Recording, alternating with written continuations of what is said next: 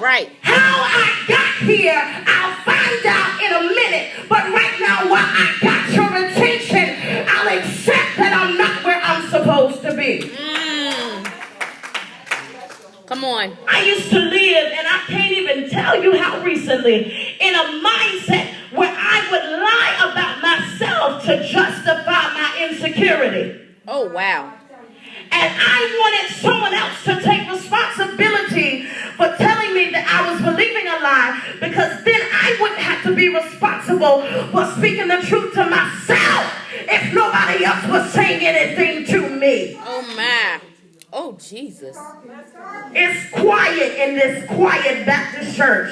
We take the time to cater to the lies that are being presented by the enemy, but nobody wants to take responsibility that even if mama and daddy did say something messed up to me, it was my responsibility to open my mouth and say that's not the truth, and I believe God above these lies. Jesus.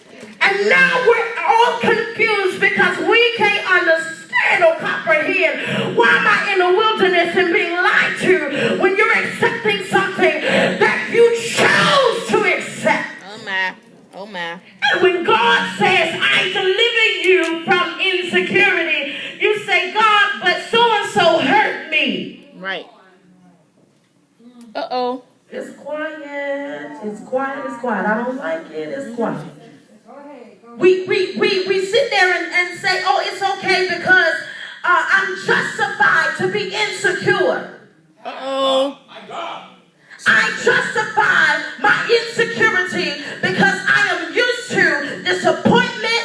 I am used to people lying on me. I'm used to being manipulated. I'm used to being abused. I'm used to being controlled. And I think that it's okay for me to sit here and be lied to. And when the truth comes to tell you that that's a lie, now all of a sudden everybody want to get quiet and start pointing the finger on somebody else because it's easier to say that so-and-so won't tell me that I'm pretty and so-and-so won't tell me that I'm going to make it when you got the same two lips and you won't open them and use them and say that I'm going to make it myself. Right.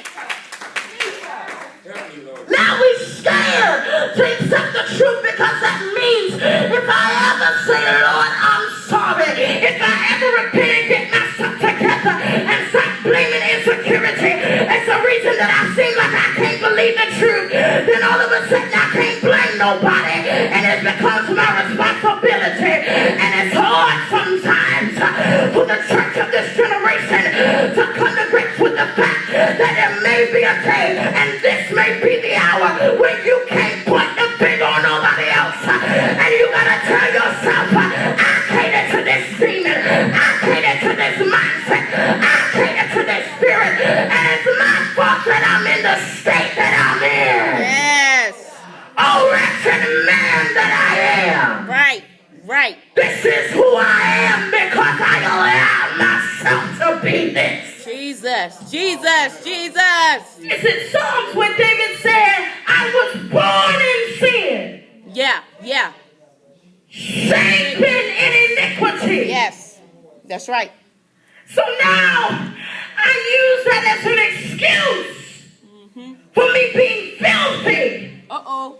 When the New Testament crossed over saying that you must be born again of the Spirit of God, meaning that I gave you the opportunity and the right, and I gave you the access to be born again. Don't tell me you were born that way, because I got a rebuttal from heaven to tell you that if you were born that way, then you must be born again. Oh, that's all right, because I'm not going to hurt myself. That's good.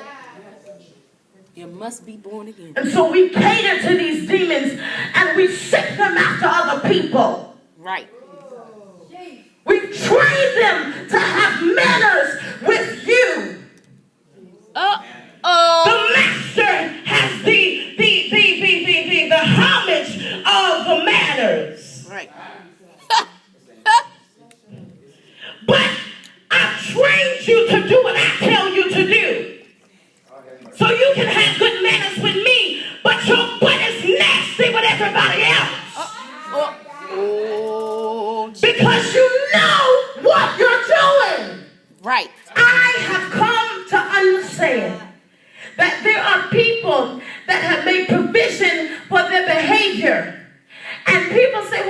She just has a tendency to be nasty. She just got a tendency to act that way. Her proclivity, I mean, some days she like, I got a co-worker. Lord help me, Jesus. I call her Jessie. And we were best friends when I first started working there. The next thing I know, this woman, her head just started spinning around in circles. I said, you must have lost your mind, because I don't think you know who you're talking to. And I was all right with her. You know, I ain't really that big of a, you know, it's whatever. I'm not trying to be controversial or trying to handle conflict in the office. But when this woman raised her voice at me across the office, and we have a quiet office. It's a little bit quieter than it is in here now. We have a very quiet office. And she raised her voice at me across the office. Oh my. And I didn't respond, and I just sat there, and everybody kind of looked up, because everybody in the office is either saved or on their way to being saved, and they have a good heart, they have a good spirit. And she's the only one that knows, has this tendency to fluctuate with her attitude. One day she cares about how I feel, and then the next day she's sitting there acting, she's lying to the director, saying that I did something that I didn't do, or that she did something that I actually did, and she couldn't get no credit for it, so she got offended. I'm saying, just crazy little tactics, but I'm not offended. I still get paid the same amount of money she get paid. And when the director gets sick and tired of her, he comes to me to ask me to get done what he asked her to do in the first place. I'm just saying. I don't have an issue with the conflict that comes in the office, because I stay in my little office and listen to my little preaching and my little singing and do my little work, and I go home. At 4:30, I'm out that door. I'm going home to branch, and I'm going to chill and get ready for the next day. I still get paid with or without her attitude. Right.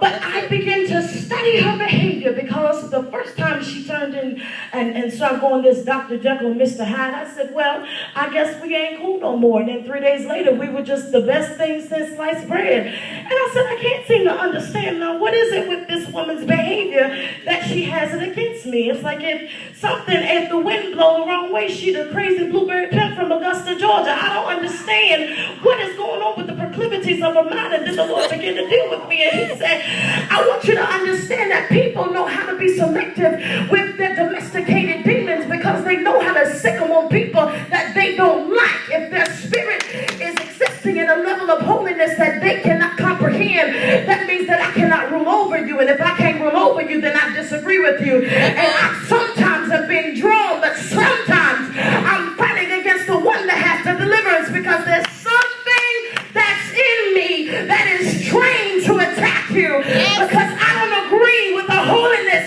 that is in you. The mess that is in my heart won't let me come all the way. There's a day where I'll be all right with you, and there's a day where I can't stand you. There's a day where I'm singing your praises, and I'm following you around telling you you are the one that came to save us, and the next day I'm crazy out of my mind, because I have trained this demon to justify my behavior. Although I'm being drawn, there's a part of me that won't let me come all the way. Jesus. You can't tell me these people don't know what they're doing. These niggas know what they're doing. They sending these pets out because I've been petting it and I've been grooming it. You know what you're doing, because you know how to attack somebody that got the same weakness as you. You know how to attach to somebody that got the same bit as you. But as soon as a phony comes and speaks the truth, then you're ready to start having an attitude. You're reacting because you trained your demons. How they gonna manifest and when it's gonna come out? Well, baby, I got something for you. It's called the truth. Because the truth of God don't change.